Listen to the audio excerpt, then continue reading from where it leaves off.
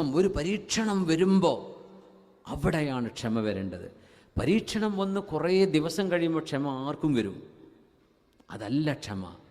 നിങ്ങൾക്കൊരു bad news നാളെ രാവിലെ ചെല്ലുമ്പം പണി പോയിക്കണമെന്നുള്ള ലെറ്ററാണ് കാണുന്നത്. അള്ളാഹു കണക്കാക്കി റിസ്കോടെ തീർന്നു എന്നതിന് അർത്ഥമുള്ളൂ. എനിക്കിനി റിസ്ക് ഉണ്ടാവില്ല എന്നൊന്നും അർത്ഥമല്ല. ഇവിടുത്തെ റിസ്ക് തീർന്നു, ഒരു കുഴപ്പമില്ല, എൻ്റെ മിസ്റ്റേക്ക് കൊണ്ടൊന്നും അല്ലല്ലോ. ഇനി ആണെങ്കിൽ ആ മിസ്റ്റേക്ക് ഞാൻ ആവർത്തിക്കൂല. എൻ്റെ പണി പോയിട്ടുന്നല്ലേ ഉള്ളൂ. അത് വെച്ച് ഞാൻ പട്ടിണിയായി മരിക്കുന്ന അതിനർത്ഥമില്ലല്ലോ. എന്തേ? ഒരു ഷോക്ക് ന്യൂസ് ഒരു ഷോക്കിംഗ് ന്യൂസ് വരുമ്പോഴേ ആ സമയത്ത് അതിനെ ഉൾക്കൊള്ളാൻ കഴിയുക. ക്ഷമ എന്ന് പറയുന്നത് ഒരു പ്രശ്നം സംഭവിക്കുന്ന ആദ്യത്തിലാണ്. അവിടെ ക്ഷമിക്കാൻ പറ്റണം. ഇന്നാ ലില്ലാഹി വ ഇന്നാ ഇലൈഹി റാജിഊൻ.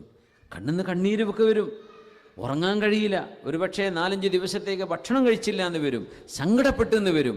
പക്ഷേ അള്ളാഹുവിന് ഇഷ്ടമല്ലാത്തതൊന്നും എന്തേ പടച്ചോനെ എൻ്റെ കുട്ടിനെ കൊണ്ടേത്, ആകെ ഒരു കുഞ്ഞുണ്ടാവാൻ എത്രയോ പ്രാർത്ഥിച്ച്, എത്രയോ മഹാന്മാരുടെ സ്ഥാപനങ്ങളിലേക്ക്, മഖാമുകളിലേക്ക്, ദീൻ സ്ഥാപനങ്ങൾക്കൊക്കെ നേർച്ചയും സ്വതക്കയും ദാനങ്ങളും ചെയ്ത് ദുആ ചെയ്യിപ്പിച്ച് കിട്ടിയ എൻ്റെ ഒരു കുട്ടിനെ തന്നെ കൊണ്ടുപോയോ പടച്ചോനെ. ഇപ്പുറത്ത് 7 പെറ്റ പെണ്ണില്ലേ, അവൾക്ക് എത്ര കുട്ടികളാണ്? ആൺകുട്ടികൾ 6 എണ്ണം ഇല്ലേ, 1 അല്ലേ? ഇപ്പം അതിൽപ്പെട്ട ഒരു ആൺകുട്ടിനെ കൊണ്ടുപോയി പോരായിരുന്നു, എന്തിനാ എൻ്റെത് കൊണ്ടുപോയി?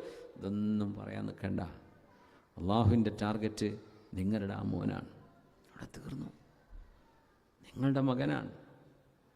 ആ ഒരു മുസീബത്ത് വരുമ്പോൾ ഇന്നാ ലില്ലാഹ്, ഞാനും ഇനി ജനിച്ച കുട്ടിയും ഈ വലുതാൻ പോണ കുട്ടിയും അവനുണ്ടാകുന്ന കുട്ടിയും ഉണ്ടാകുമായിരുന്നെങ്കിൽ ലില്ലാഹ്, ഞങ്ങളൊക്കെ അള്ളാഹ്ക്കുള്ളവരാണ്, അള്ളാഹിൻ്റെ മുതലാണ്, ഇന്നാ ഇലൈഹി റാജിഊൻ എന്ന് ചിന്തിക്കാൻ കഴിയുന്നിടത്താണ് ഒരു മുഅ്മിൻ അള്ളാഹ് ക്ഷമിക്കുന്നവരോടുകൂടെ എന്നൊക്കെ പറഞ്ഞ് ഇന്നല്ലാഹ മഅസ്സാബിരീൻ എന്ന് പറഞ്ഞാൽ പ്രയാസം വരുന്ന ആദ്യത്തെ ഷോക്കിൽ തന്നെ ഇന്നാ ലില്ലാഹി പറഞ്ഞ് ക്ഷമിക്കുന്നവർ കാണുന്ന.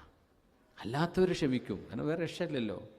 ദിവസങ്ങൾ കഴിഞ്ഞാൽ വേദന മാഞ്ഞു പോകും, ദിവസങ്ങൾ കഴിഞ്ഞാൽ നമ്മൾ മറക്കാൻ കഴിയും നമുക്ക് ദിവസങ്ങൾ കഴിയുമ്പോൾ.